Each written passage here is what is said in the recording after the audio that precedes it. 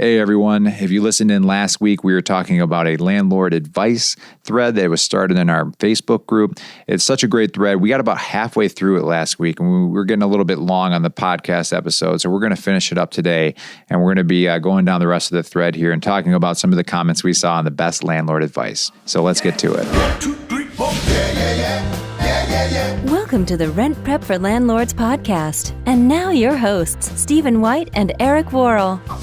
All right, this one comes from our buddy Andrew Schultz, who was on the podcast about 10 questions to ask a property manager. All right. You're going to like this one. He said, screen your tenants. Yeah, no doubt. And Andrew, I could tell you, and Andrew, I hope you don't mind me sharing a little bit of your secret sauce, but Andrew does a great job of relying on RentPrep to do a lot of the screening, but he also does his own screening in-house, some stuff that we don't do or we don't touch. So, just to throw out a couple of examples, he might look at social media accounts, which we don't do. He might look at different county records, which sometimes may not show up in our records, or if it's something that was filed a week ago that we haven't caught yet, or maybe it was an arrest report or a police blotter report that never ends up into an actual county record or something like that. So Andrew is an authority on this, I would say, because he does a great job of really understanding that screening is super important, and you can't just have a one-size-fits-all approach. You need to understand what's important to you and what you're looking for. And Andrew, of course, is in property management, so he's doing this on behalf of owners. And so he's got some skin in the game. He does a great job screening because it's important. Mm-hmm. Now, there's a few comments here. One's from Adam, who said, write in a 6-month walkthrough into your lease.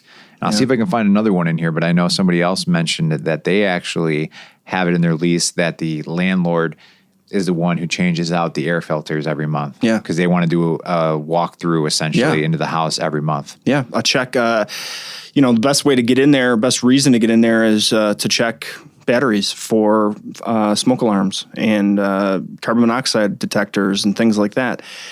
It's definitely good to get in there. Aside from the obvious reasons of checking smoke alarms and things like that, you want to get in there and just get a feel for what's happening, what's going on. You can be proactive and limit the amount of damage if you see it at the 6-month mark versus the 1-year mark. The damage that you can do in 6 months can be pretty significant. So if you're able to catch that earlier, great. So I know definitely a lot of landlords have biannual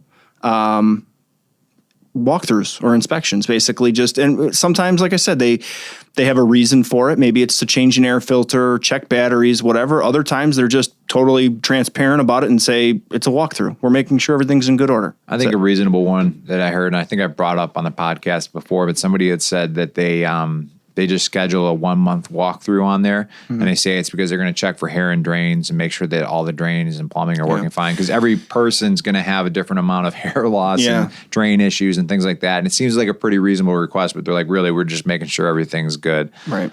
So the only advice I'd give you is for some tenants, and good tenants too, you don't want to alienate a good tenant.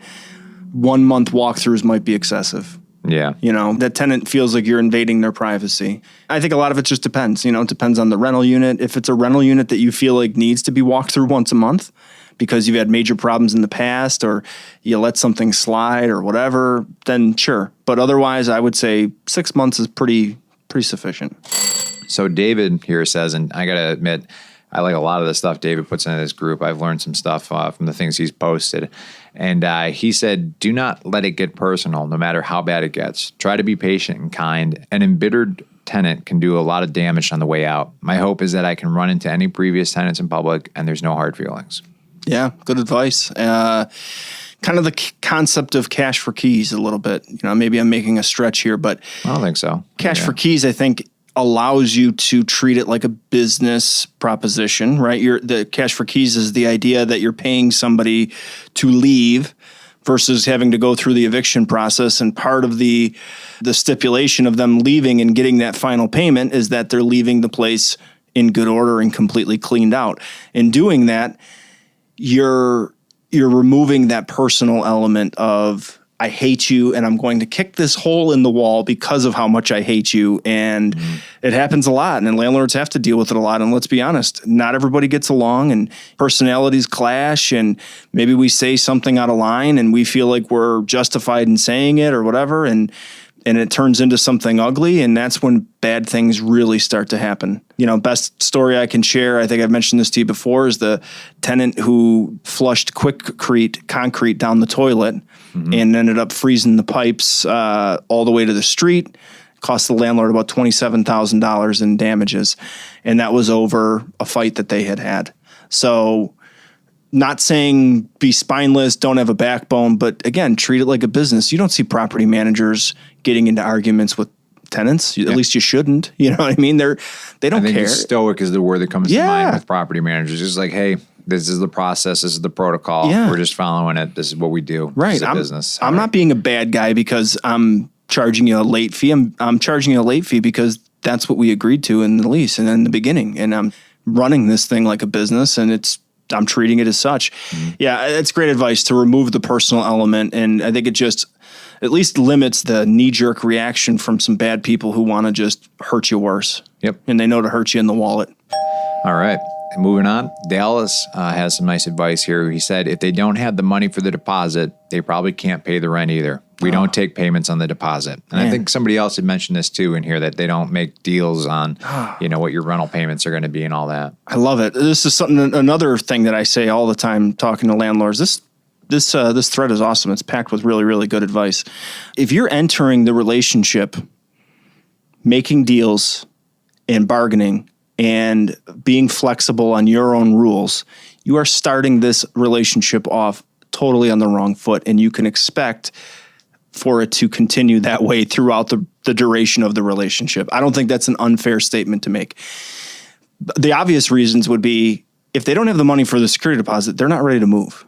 And if one thing goes wrong, a car breaks down, medical bill, kid gets hurt, who knows, whatever it might be that creeps up, that throws everything off. And now you're again fighting the excuses. Well, my car broke down, and if I can't get to work, well, then I can't make money to pay the rent. And now you're stuck. So don't do it. Don't be, if somebody's not prepared to move, there might be a good reason they're not prepared to move either. Maybe they have to get out in a hasty situation. Those usually aren't the renters you want. Yeah. People who are in a hurry and want things now.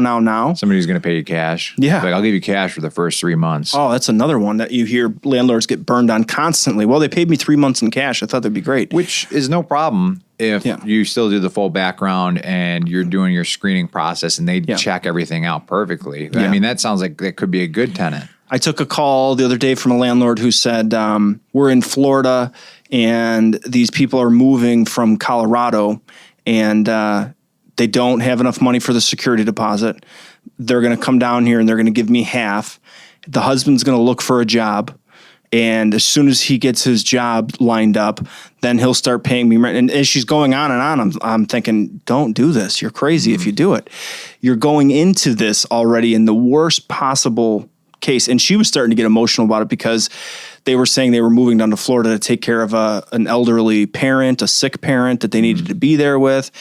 And of course, once you start hearing that and it's pulling on your heartstrings and you're like, oh, I want to help this person. But bad situation for a landlord to be in, for sure. Absolutely. All right. This one comes from Nicole, and she says, don't be a landlord. Okay. I'm pretty sure she was joking. All right. Well, okay. All right. I can actually expand maybe a little bit on this. I think a lot of times landlords are fighting the persona of landlords, right? Landlords are fighting the stereotypes of landlords, the idea that they're slumlords, they're only in it for the money. They're, and it's, make no mistake, there's a couple of bad eggs that are ruining the bunch. And that there's good reason why that this is a stereotype. Enough people have dealt with bad landlords, but it's so important to rise above, be better, whatever cliche you want to insert in there, but do better than that. Come off as professional. Don't take things personal. Don't be a bad landlord. So, yeah, I mean, I kind of get her. I feel you. Don't be a landlord. Don't be a bad landlord would be my only. Yeah. Well, I look at it like if you can picture like a vise in a workshop, right? It's got two ends of the vise there, and you can twist the vise down, and it closes the gap. I think of the landlord as a thing in the middle, right? So maybe it's an egg, and an egg's real sensitive, and it's going to break easily in that vise. And on the left side of the vise, this is at least my perspective of it, at least from being a landlord and also talking to people in this group and getting their perspectives. It feels like one side of the vise is the government. Right? There's all these regulations and restrictions that are being handed down. Yeah, man. Yeah, the government sticking it to the man. And then on the other side is tenants, right? Yeah. So then you got these horror stories that are happening of tenants and you know what? There are bad tenants and there's bad landlords out there for sure. Yeah. But it feels like you're in that middle of that vice between like these tenants that are just like not taking care of your property and wrecking stuff and not paying rent on time, and then government on the other side pushing their regulations and restrictions on you. And also a lot of times it can be more friendly towards the tenant, the rules that they come up with, and you're just that egg in the middle that's ready to pop. But to me, it's really figuring out, all right, if you do a better job of screening and you can make sure that you find the right tenant, all of a sudden maybe you're a tennis ball instead of an egg in there. And then if you can figure out exactly what the laws and rules and regulations are in your area and you know them to the T and you're doing everything by the book and process, maybe you're a bowling ball in there instead, and it's not a big deal being in that vice. Not a lot of landlords like to hear this. I say it all the time. Problems that landlords run into are self-induced. You tell me a landlord can come to with almost any problem and you can backtrack and find how that could have either been avoided or how it could have been fixed a long time ago. Yep. And I think so is the case when it comes to landlords feeling like the man's coming down on them and this and that. Sure. It's an ignorance to their local state laws. It's an ignorance to how they're handling the relationships with the tenants and how they're managing people. Again, these are all self-induced problems that can be avoided through education, good communities or communication. Yeah, good communication. I can't tell you how many times you've seen a conversation come up in that group where people are like, what would you do in this situation? I don't know how to handle this. And then somebody says, talk to your tenant. Yeah. Or on the other way, we get a lot of tenant interaction either through our live chat or our blog or wherever. And so many responses that we give to tenants are talk to your landlord. Tenants are freaking out saying, my landlord wants this new rule where I can't have a grill on my patio. Is this legal? What's what is this? And they're just in full blown, I hate my landlord mode. And you just tell them, talk to your landlord. See if you can do something. Tell your landlord how important grilling is to you. Maybe it allows you to put it down on the ground and put a cover on. I don't know. Maybe there's some way, maybe there's another way, but if you don't even tell your landlord, if you're not even having that conversation, then you're creating a story that really doesn't even exist. And you're living out your worst fears because you're playing this out in your mind over and over versus just having a conversation, communicating civilly and saying, hey, I see this new rule and man, I really love grilling or whatever. That's just one example, but but I see it all the time. And most often the answer is communicate well. Moving right down the thread here, Angel says, credit score does not equal a great tenant. Yeah, I would agree with Angel. It's weird because we've jumped through so many hoops to be able to give landlords credit reports. It's not an easy thing from a business perspective or an industry perspective.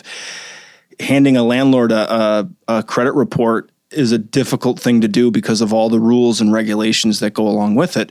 But we did it knowing that so many landlords do value a person's credit and score. And I really feel like it comes down to your own personal knowledge of credit and your own personal experiences. But I will certainly back up Angel and tell you that I've talked to too many landlords who tell me my renters don't have great credit and I have great renters. So I know that it's not always great credit equals great renter or bad credit equals bad renter. Well, let's say, too, that you looked into their credit and that was fine, but you didn't bother to verify employment, and it turns out that they were fired a week ago. Sure. How good is that person with great credit right now going to be at paying rent 2-3 months from now? Yeah.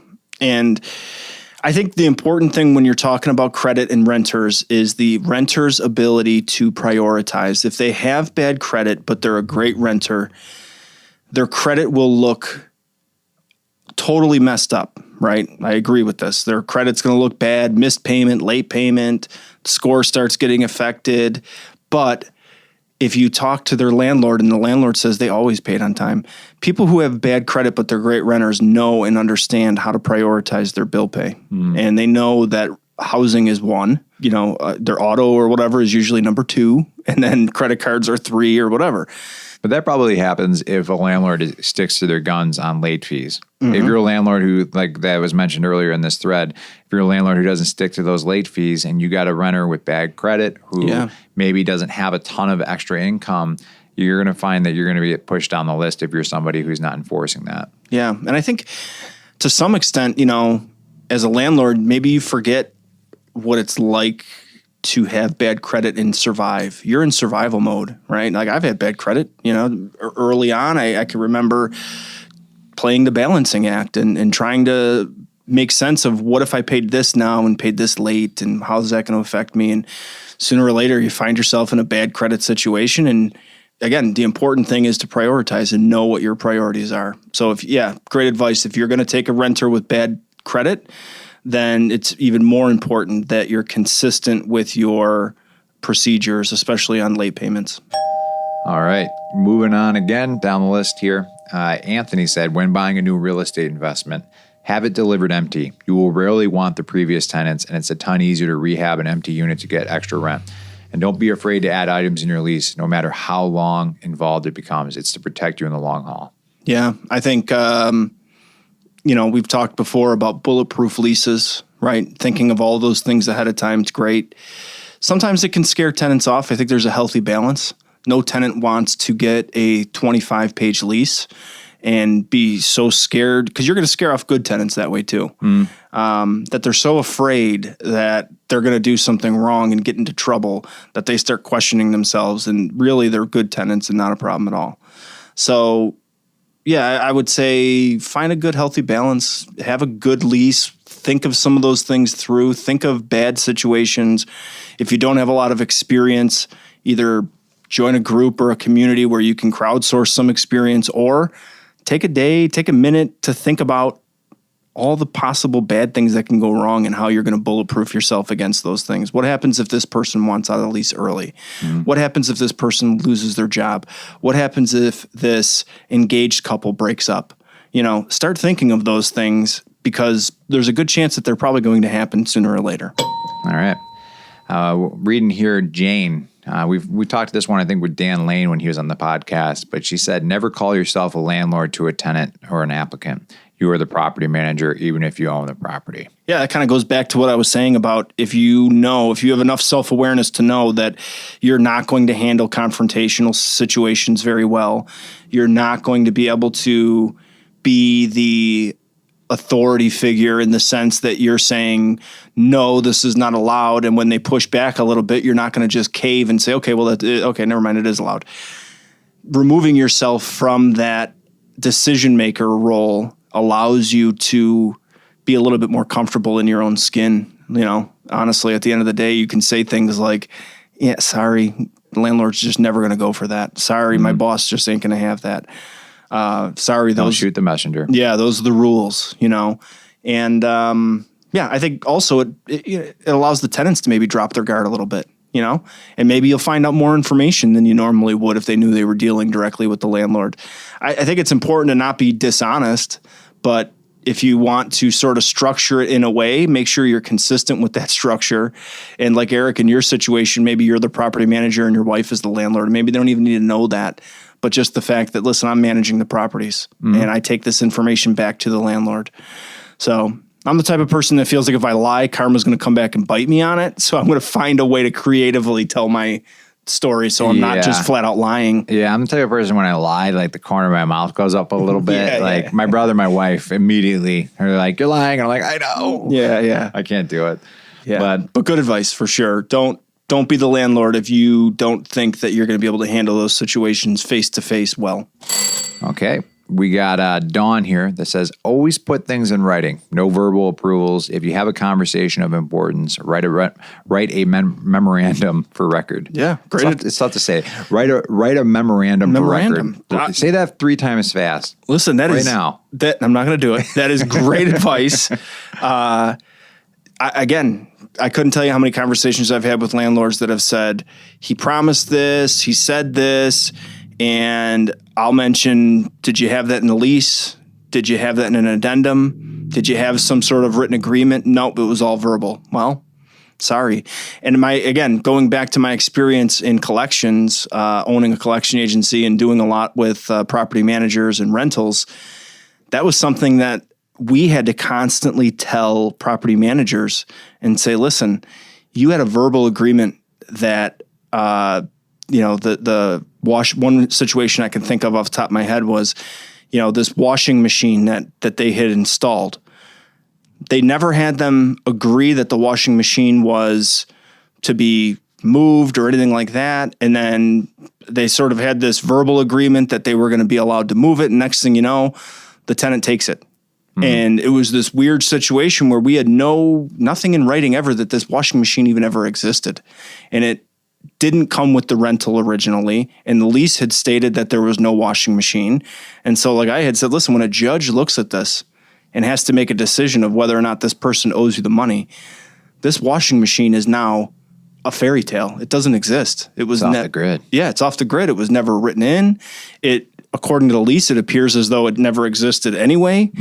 You lost it. It's gone. It was a verbal agreement, and maybe you can figure out a way to get it back or have the police involved. But at the end of the day, when you're trying to chase money from somebody, if it's not in writing, it didn't happen. Yeah.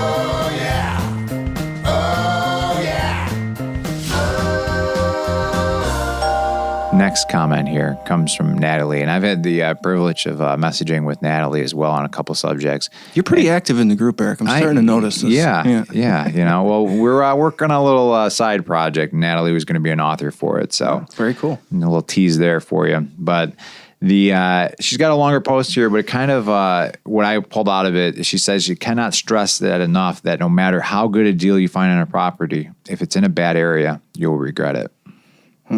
I can't really speak a whole lot to that. I mean, that deals with more of the investor side, not managing people side necessarily. I guess maybe from the managing people side is if you have a property that's not going to attract great tenants or good tenants at the very least. Well, if I go up to the beginning of her comment, she said, to me, the success of any rental property is the location and the property itself. So I was actually talking to her about this recently, and we were kind of agreeing on that, where if you're trying to get a certain type of renter into your property and you're on that search for that unicorn, Bigfoot type renter, and it's just like that perfect, renter, and you have it in an area that's not as good and the rental isn't as in great shape or it doesn't have great amenities, it's very unlikely you're going to find that person. Yeah, I would agree with that. And a rental, and I've seen this happen too, where a landlord puts a lot of money into a rental in a bad neighborhood, and it's like putting lipstick on a pig. It's still a pig at the end of the day. It's still not going to do what you think it's going to do. It's not going to attract who you think it's going to attract. And you're going to end up dealing with a low quality tenant and probably a lot of turnover and a lot of headache and a lot of problems. So unless you're going into it expecting that, I would probably agree that rent where you feel people that you're going to be looking for are going to be looking to rent. Yeah, and there's nothing wrong with going that approach of going into lower income areas and trying to find rentals in there, but it's going to be a different ball game. And if you're expecting, if you were somebody who, had higher end rentals in college and out of college, and you were kind of used to that expectation of the way that things are going to go, it's probably going to be a little bit different possibly. So I think it's good advice to consider. Yeah. All right. Mike here said, really think through your prospects of tenants. Ask yourself, what drives an individual? How much dignity and respect do they have? I like that. I think that goes along with the gut feeling. So the only thing I would add to that is every landlord should have written or typed, but predetermined screening criteria. Know what you're looking for ahead of time. First off, it makes finding a good tenant, one that fits your property, much, much easier. Landlords that struggle with finding or choosing are ones that don't know ahead of time what they're looking for. So they're looking at a background check or a credit report with such fresh eyes that they're saying, I don't know if this is good or bad. But if you have something to lay it against and say, does it meet this mark? Yes or no? Does it meet that mark? Yes or no? Then it becomes a lot easier to quantify your decision. And it keeps you in compliance in the good graces of fair housing laws because you're not being discriminatory if you know ahead of time what all of your screening criteria is, and it's not anything that's or that's discriminatory in any way. So yeah, I think for sure, landlords have the privilege of choosing the best fit, right? So I think it's important that that's something that they consider, not just black and white, not just on paper, not just what's on the background check. There's also that gut feeling that we talk about that goes with it. Yeah. If you've got somebody, good example, I know some people in the group have talked about this. There's some landlords that won't rent to attorneys, rightfully so. And I agree with them for the most part. Me personally, I've had both good and bad experiences with attorneys, but I understand the avoidance of renting to an attorney. So that's somebody that on paper might look great. They might have a good credit score or whatever, but then you just get this low down, dirty feeling like, no, this is going to be a nightmare. This person's going to be I'd probably look horrible. into what kind of an attorney they are too. Yeah, if they're a personal injury attorney, stay away, far away. Yeah. Yeah. Yeah, no, I agree with you. And I think that a lot of it too has to do with, are they going to be a pain in the neck? Are they going to call you to change a light bulb? Are they gonna call you for every little thing and drive you crazy, or are they pretty relaxed? Are they, do they respect you as the landlord and their position as the renter? I think those are all important things to consider. So, and there's some judge of character going on there. You're judging their dignity, like you mentioned, and their integrity and those type of things. Yeah. Althea here said, view emotional appeals as a major red flag. I feel like you were just touching upon that in that story of that renter that was trying to get into the place in Florida. Yeah. But yeah, I think that's a great point that she brings up. As soon as, if you're early on in the process or you're still screening tenants and you're getting emotional appeals already, yeah, there might be a tough situation ahead. I had a business partner once that he said the best thing I think I've ever heard to a bad employee. Okay. So relatable to the bad tenant. Okay. So we had an employee who showed up late, constantly had excuses. My car broke down.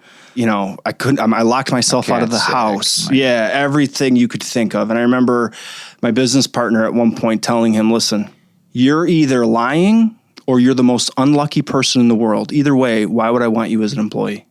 Which is a great point to make. If this person just seems to have life taking a dump on them, whether they're lying or not, or whether they're being truthful or not, it's not something that you want as a landlord. You want boring. You want as boring, plain vanilla as you can possibly get. Yeah. And on that line of the most unlucky person in the world, I mean, there's a lot of people that have crazy bad streaks of luck and you don't hear about it. Yeah.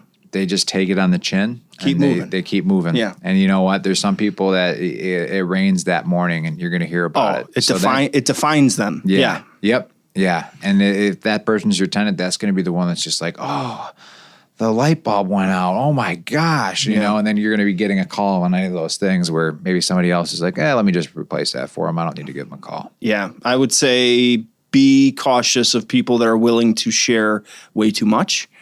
We definitely have seen those. Anybody that's been a landlord for a while knows what that's like too. Somebody comes in, they're telling you their life story, all the problems in their life and the problems that they've had with previous landlords and everything else. They're people that attract problems. All right. And the last one, I'll finish it. This one came from a good-looking chap in the group. His name's Eric Worrell. Oh. Yeah. And he wrote a goofy thing about Bert and Ernie, but I won't get into that. But this was actually one that I added to the group because I didn't see anybody comment on it. And I think it's just kind of more so from digging through a lot of content here at RentPrep. But is look at eviction data history. Mm-hmm. So I read an article that came from TransUnion once, and it said that a tenant, if you have two tenants lined up and they're identical, but one has an eviction and one doesn't have an eviction on record, that the one with an eviction on record is more than 2.5 times likely to get an eviction compared to the other tenant. Yeah. So that is such a great indicator and red flag. If somebody's got an eviction, it's pretty likely they're going to get another one. And if you look at the data, eviction costs, they range from like $2,000 to $6,000, and that's not even counting damages that might have happened in the rental unit. So that's one that's real big, and that's why, I mean, you can speak to this here at RentPrep, why we have eviction data in every single report. Yeah, so just sort of a lesson learned from business from anything, from just being around, I think, long enough. Fear of the unknown is a very, very strong motivator, right? It causes us to make decisions because we don't want to experience something that we don't know what's going to happen, and it scares the hell out of us. The thought of an eviction for a good renter is enough to deter them from ever going through an eviction. They'll do whatever they can. They'll borrow money from family. They'll sell stuff off. They'll cut the cable. They'll cut the phones. They'll do whatever they can to not have to go through that eviction because of that fear of the unknown. For somebody who's gone through it, that fear of the unknown is now lost. They've gone through it. They've made it out on the other side. And like anything in life, no matter how bad it is, after a few weeks, after a few months, you look back at it and you go, it wasn't so bad. I could deal with that. Now that becomes something that they're no longer fearful of. And that's why they're more likely to have gone through an eviction more than once after they've gone through it once. So very true. Probably really hard to quantify those numbers. I agree with them, though. And I would definitely tell you that just from looking at eviction data, it's more common for us to see somebody with multiple evictions than a single eviction, especially when you're stretching it out over a 7-year period. So I would say best advice for landlords is evictions should be the largest, the biggest flashing red flag you can possibly see, regardless of the story, regardless of the emotional attachment to the story that they might have. I've heard it all, death in the family, and you might be thinking I'm a cold person right now, but it's really coming from a place of protection that people can tell great stories, and whether or not they're being truthful or not, if you have an opportunity to choose somebody that doesn't come with that type of baggage, pick them. Mm-hmm. Don't go with the person that does have that type of baggage. Do yourself that favor. Yeah. I would also say, too, that the eviction thing, it's also a worldview, kind of a viewpoint, where a tenant who is like, no, I'm never going to be somebody who is ever evicted. Mm-hmm. So if somebody's never had an eviction, they might have that worldview where if you do have one eviction on record, that might not just look like, it doesn't appear to you as a big of a stain. And you've heard people before talk about this with like bankruptcies and filing for bankruptcy where they've done it multiple times, where once you've done it once, it's like, it's not that social stigma is removed, I think, too. So it's not just the fear, but it's also the stigma of it. Absolutely. So I think somebody who's gone through an eviction, it's just like, well, you know what? It's whatever. Yeah. And don't be a hero. Don't try to be a martyr or hero as a landlord and say, I'm going to save the world and I'm going to give this guy a second chance. I'm not saying there's not an appropriate time and place to give second chances, but that renter will have their second chance when that eviction ages itself off. If it's showing up on a report, that time hasn't come yet. Don't be the landlord that makes that mistake twice. Choose a different path. Let that person find somebody that's not going to do a background check or be someone else's problem. And again, I hate to sound cold. I'm not that type of person, but in these situations, I've seen it too many times to know that more often than not, you're going to have a problem if you allow that in. All right. Well, that wraps up our second episode talking about this one thread inside of our Facebook group, asking what your best landlord advice is. If you want to find the Facebook group, just go into the search bar on Facebook and search for RentPrep for Landlords. One word, RentPrep. And you can join the group. Just answer the 3 screening questions we have there. We want to make sure that you're a landlord and that you're not going to solicit and promote to the group. So check us out there. Thanks for listening, and we'll see you next week on the podcast.